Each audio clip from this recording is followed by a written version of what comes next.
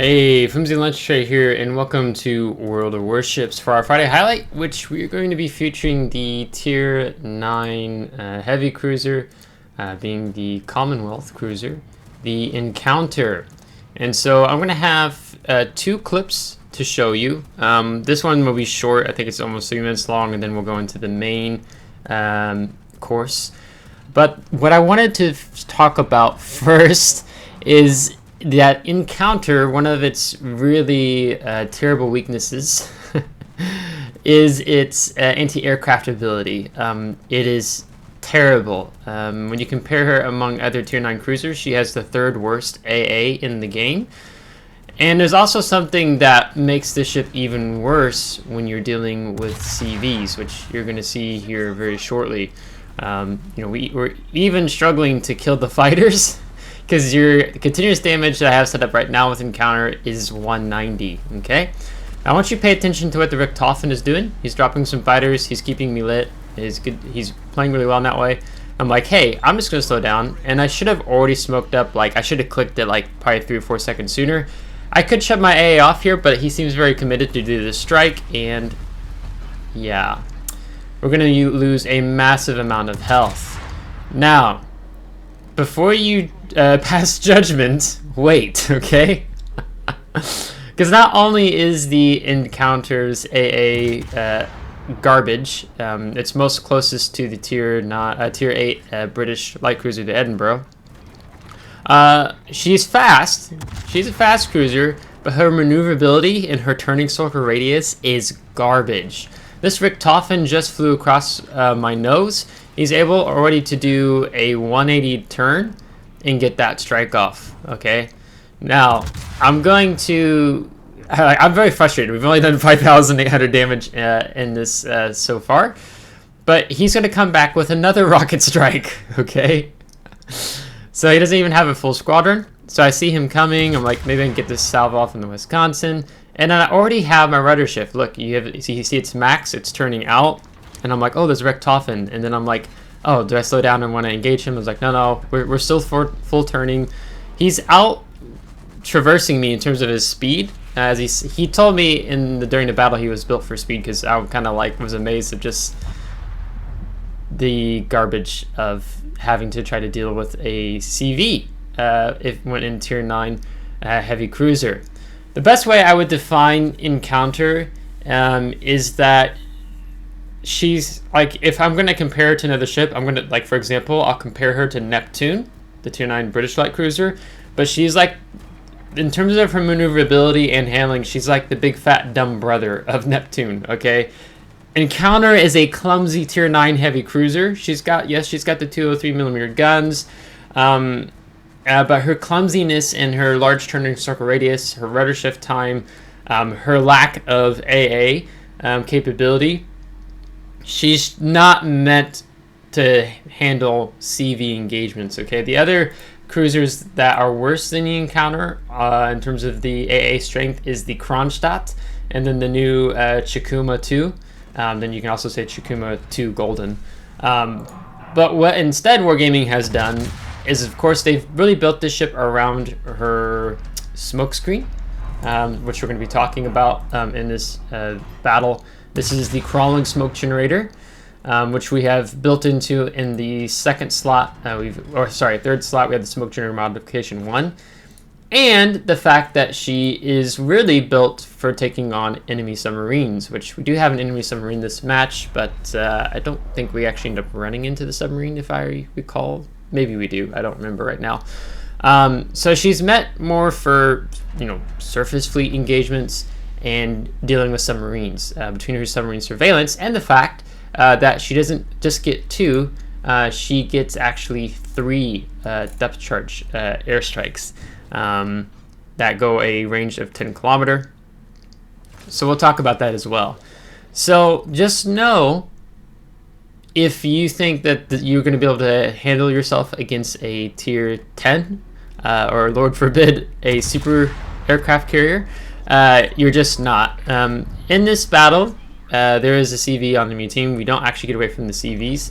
And we're actually going to be engaging the CV quite a lot later on in the battle and how this goes.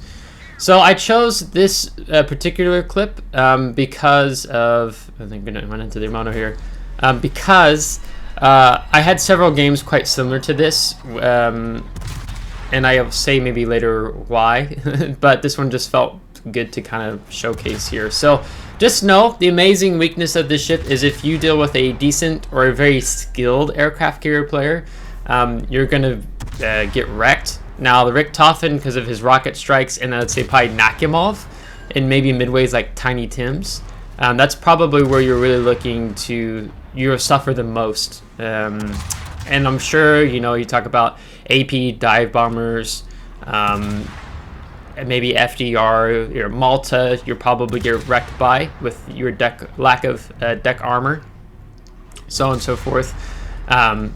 So I've kind of harped off long enough of how poor the AA ability is on this ship, and your very much lack of maneuverability.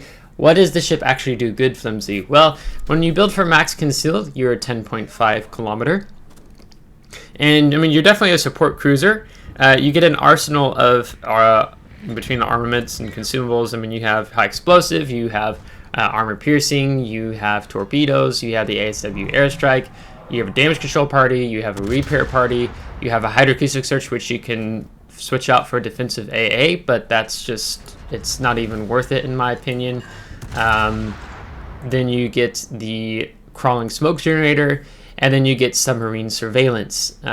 So it's a very consumable heavy ship, capable in that regard, in that she's not a brawling cruiser, she's not a sniping cruiser. We've gone for the main battery mod 3 in the 6th slot, so we have a faster reload time.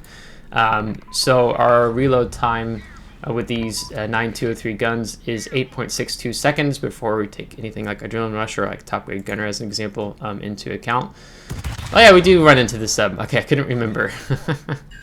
So our hydroacoustic search is out, but we've got depth charges out, and I actually didn't realize at this point yet that I had that you get the 3. I'm like, oh wait a minute.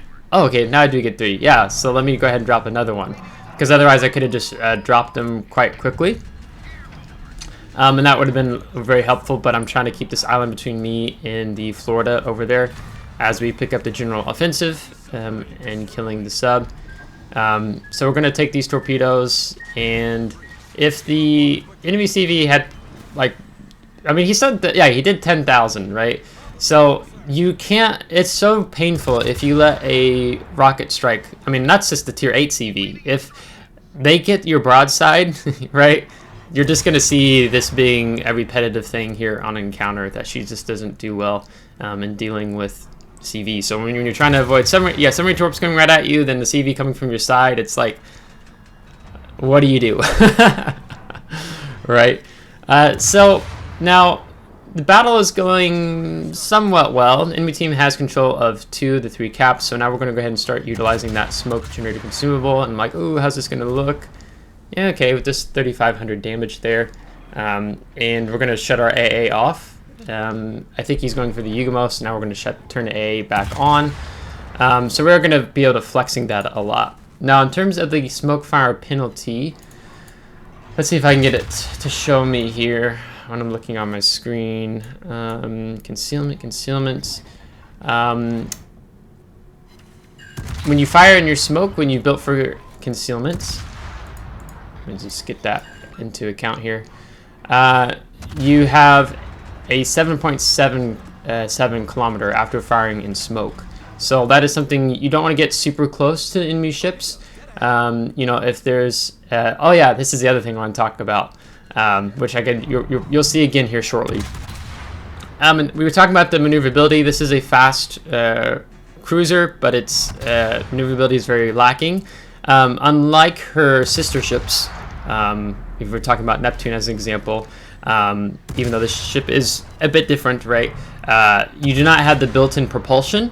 So I actually have propulsion on the 4th slot, but Encounter is very slow to accelerate, even with the prop mod. It feels like a battleship accelerating, especially if you don't have the prop mod in the 4th slot, and she takes a little bit to slow down.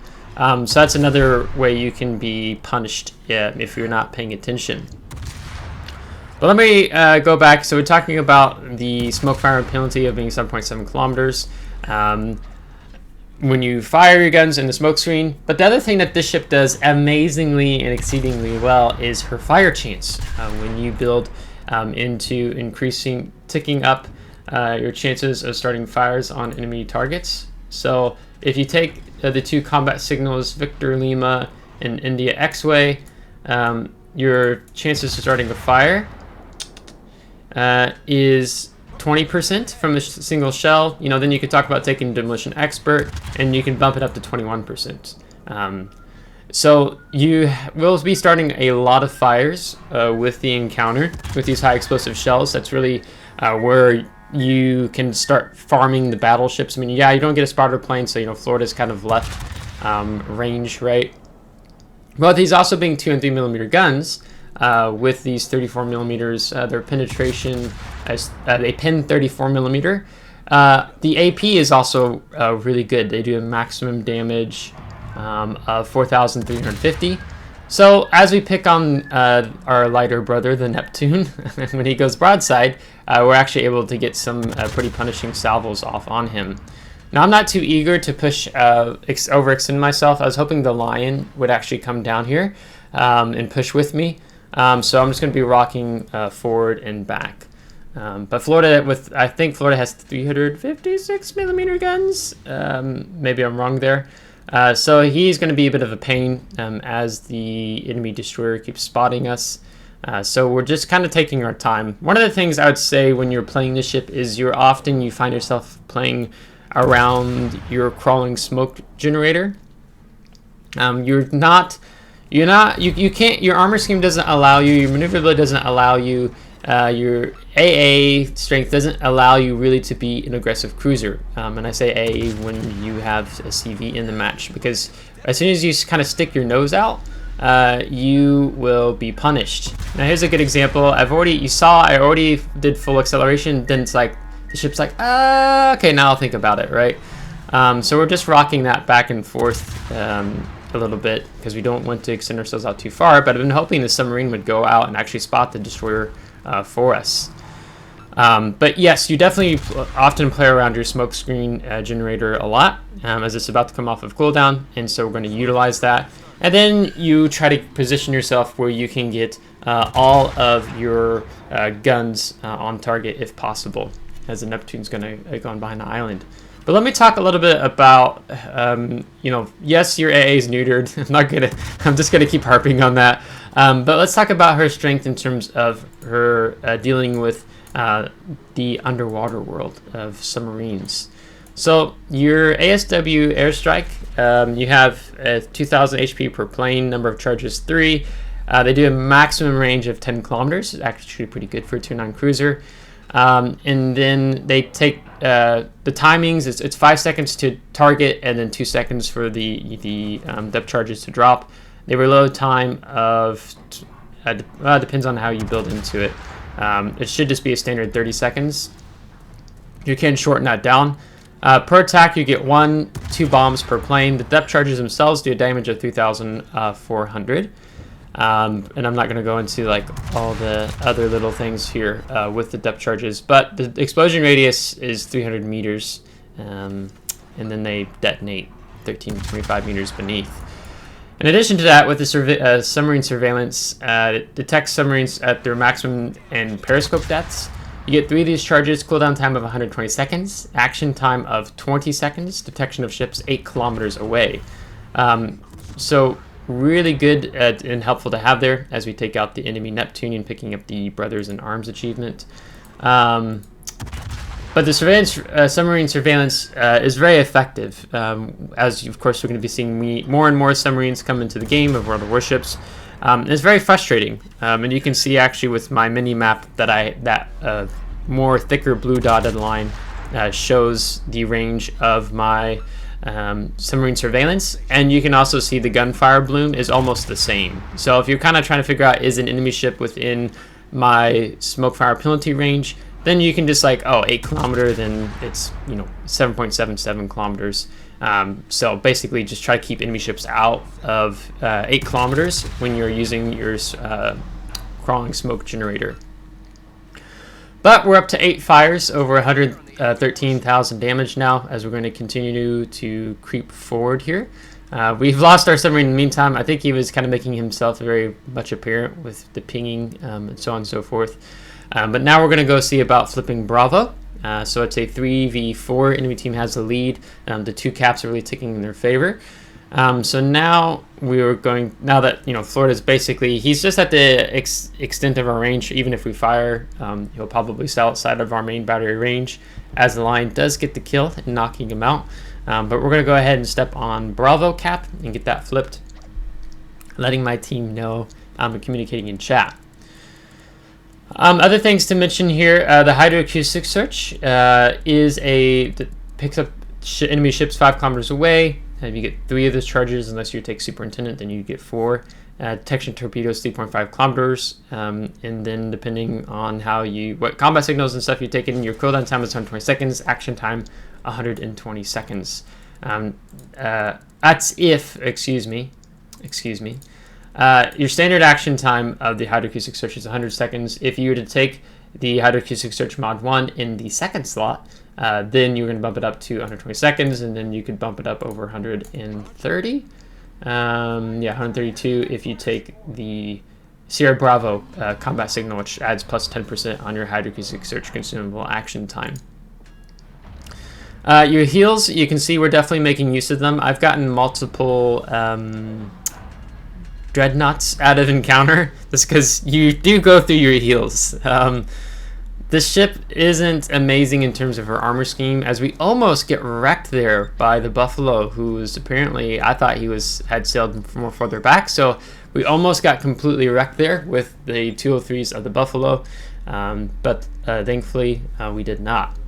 Now, the other thing we've not really talked about yet in terms of our armament is the torpedoes. So you're going to see some torpedo action coming up here, so that works out quite well in terms of being timely, as our CV drops some smoke for us, which is very helpful because I was having to turn away, but now I feel like I can actually engage the enemy CV, because if he catches our broadside, it's just not good for us at all, right? You've seen that again and again. But going back to talk about the torpedoes, as I have to go through some of these here, you get 2x4 533mm torpedoes, so 4 torpedoes per side. They have a decent reload time actually of 96 seconds. They do damage of 16,767 and a range of 13.5 kilometers and a speed of 65 knots. So they're rather decent torpedoes. We're having to deal, I think it was an enemy Minigumo here. So that's kind of why Lion has been playing on the island. My Hydra is about to run out, so I'm like, oh, I really would like to step on the Charlie cap, but my Hydra is about to go down, and I'm going to have to turn in towards the enemy CV with his planes. We have 1 heal left, and we have no more Hydro. I don't actually remember if I have Hydroacoustic Search just yet, or the Superintendent skill, and adding a bit more. There's Buffalo, so we're kind of like surrounded here, right? Almost, if we just need someone up on like D4, right?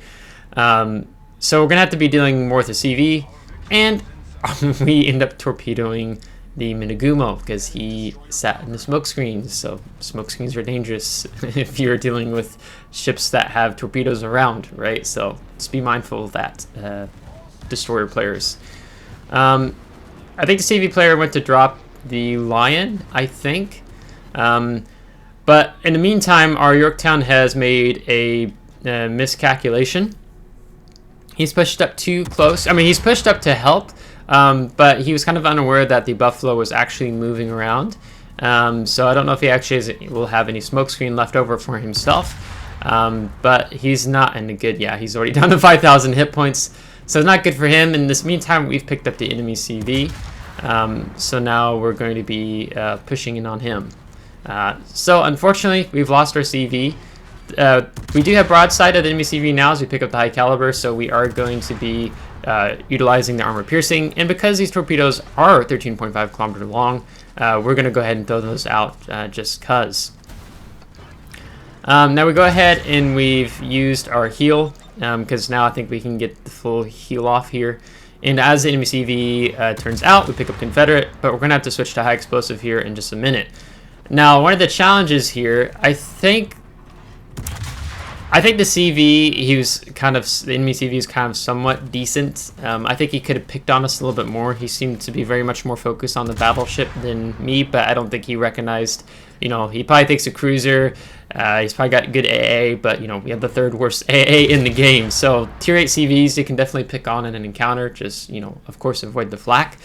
I think Encounter and Neptune had this... No, Encounter and Edinburgh had the same flak damage, which was like 1330. But the Encounter continuous damage is 190, and I think Edinburgh was 220, or when I was just comparing them. But it depends on if you build into the AA, right? So on and so forth. So pick up our 10th fire now and ticked over 150,000 damage. We were up to 22 plane kills, and there's so many planes in the sky. Like, you have some rocket planes going back, he's taking off, he's got fighters, and I'm like, wait, who's the real one? It's like, feels like these decoys. So which direction am I going to be attacked from? So you definitely have to be on your toes when you're dealing with a CV player. And so Buffalo caps A, and then the game ends because we picked 1 on points. So 161,000 damage with General Offensive, Brothers in Arms, I think this one is Confederate, their Dreadnought, and the High Caliber with 161,000 damage, 3 kills, and the Citadels. So definitely switch to AP when you have broadside cruisers and battleships, and CVs as an example. So we're going to top the team, actually really good, base XP 2,973. So when I was talking about, I had several other games similar to this. I had several games about 150,000 damage-ish with 3 kills, but this one just kind of felt like it got to show a little bit more off in terms of the ASW, the AA, the smoke, so on and so forth, and torpedoes. I took 55,000 damage. Our potential damage was 1.4 million damage, probably just because of trying to avoid the torpedoes. Our fires was... I just missed it. The screen switched just as I looked. But we had decent fire damage. We were really taxing the damage control party of the enemy Florida. That's one of the things this ship does really well. You just... Because of having, you can build up to 21% fire chance, you're just overtaxing enemy battleship players or like battle cruisers at the high tier, their damage control party, the repair party. You're kind of like exhausting and wearing them down. So you really want to be communicating with your team like, hey, so-and-so just DCP'd, because you want to be really, that's one of the strengths of this ship, is her really good fire chance with a decent reload time of these 2 and 3mm guns. So tomorrow we'll go in talking more about the ship. I'll do an upgrade commander build video on the Encounter. I think, I don't know how fond I am of the Encounter. I think she's an okay ship. It really sucks. One of the things I do like having is somewhat decent AA, and your AA here on the Encounter is just garbage. So when you do deal with enemy CV players, there's just not a lot you can do unless you have a CV player like helping you out, or you're closer to allies that have better AA than you, which is going to be a lot of the ships in the game are going to have better AA than you in the high tiers. So just keep that in mind, and if you keep her lack of AA and her very poor maneuverability, large turning circle radius, longer rudder shift time, that will help you, but it'll still be a stretch, especially if you're dealing with a decent CV player. So anyhow, tomorrow we'll go more in detail on the ship. So with that being said, if you liked today's video, give a thumbs up. If you didn't, give a thumbs down. Subscribe if you want to see more. If you guys subscribe, thanks so much. I really appreciate it. And thank you to my Patreon supporters. Until next time, take care.